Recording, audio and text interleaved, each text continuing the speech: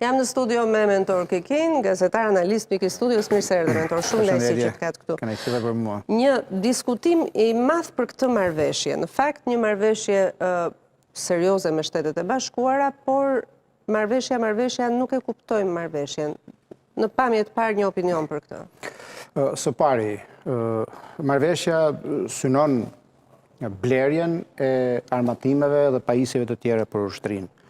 Këtu nuk besoj që ka një shqiptar nga qytetari më i thjeshtë deri ke kreu i shtetit, presidenti i Republikës, që t'jetë kundër sepse jemi vendi i NATO-s me ushtrinë më të pa armatosur, jemi pa flot ajrore dhe detare, me armatime krejtësisht modeste, dhe në kushtet kur kemi epokën më të artë të historisë tonë, duke patur në krah fuqit më të mëdha politike dhe ushtarake, forcimi i ushtrisë do duhet kishte qenë prioritet i prioriteteve. Jo tani, me kohë.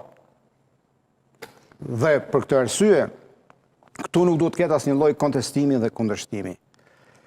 Por, ajo që u dëshmua sot është që ky vend së paku ka parlamentin më qesharak në Europë. Nuk gjej fjalë tjetër për të thënë më qesharak.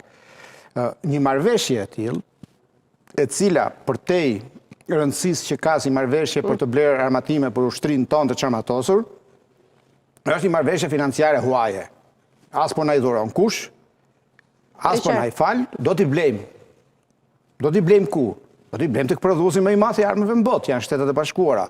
S'do t'i blejmë në Kinë, s'do t'i blejmë në Rusi, e gjithë NATO armët i blejmë në Amerikë, atje do shkojmë t'i blejmë dhe ne. Dhe nuk kishte asnjë arsye për t'u trajtuar si një marrëveshje top sekret, duke u thënë deputetëve votoni juve, por pa ditur se çfarë do votoni, apo një marrëveshje financiare e cila hyn në fuqi me një herë pa respektuar edhe ca afate kushtetuese. Pse? Pse duhet shitur si një gjë me impakt të madh politik, Amerika, partneri ynë, aleati ynë, ai bashkëpunon me ne. Për çfarë bëhet kjo? Se tani njerëzit lexojnë, shikojnë, dëgjojnë, kuptojnë. Situata është shumë e qartë. Në samitin e fundit të NATO-s në Ankara, presidenti Trump shkoi me kushtin, deri aty ishte ta bojkotoj, mos ta bojkotoj, dhe ikë Amerika nga NATO, dhe ikë nga NATO.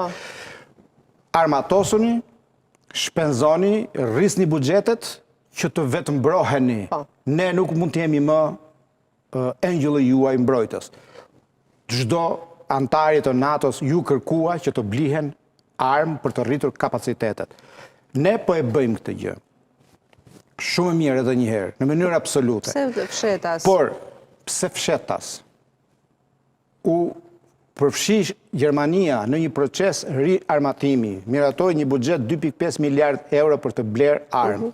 Kështu e bën dhe ata Doli votimin? zë për zë.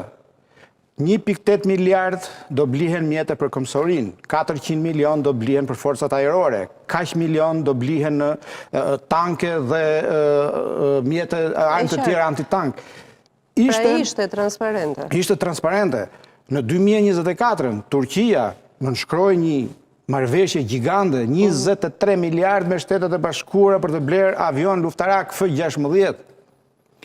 Me mbërritjen e presidentit Trump në Ankara në samitin e fundit të NATO-s, u shkrin disi ujërat e ngrira mes Turqisë dhe Shtetet e Bashkuara, dhe presidenti Trump i dha fjalën që do blej Turqia avion F-35, fjala në fundit të Lockheed Martin për forcat ushtarake. Turqia është një kapacitet i madh prodhues armësh, por sërish blen atje ai prodhuesi më i madh dhe me teknologjinë më të avancuar. S'ka sekrete të mëdha këtu që të mund të trajtohen si kur po blejmë bombën atomike dhe çfarë po ndodh. Dhe çfarë u prodhua? Prodhuaja situata tmerrsisht komike. Një mazhorancë që fsheh marrëveshjen. Një deputet i opozitës që shkon me vrap në zyrë dhe vjedh marrëveshjen. Një sekretare që vrapon ta ndjekë dhe rrëzohet nga shkallët thyen qafën. Ca punonjës garda që vrapojnë sërish ta kapin si i vodhi sekretet e armëve. Pastaj del kryetari i grupit parlamentar të PS Spaku i bën thirrje, arrestoi në urgjencë në vëllë sekrete të mëdha. Për gjitha kjo krijohet një histori kështu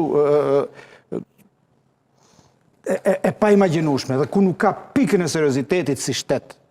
Dhe më pas dalin dhe shesin si një sukses politik. Jo, nuk është kërkund.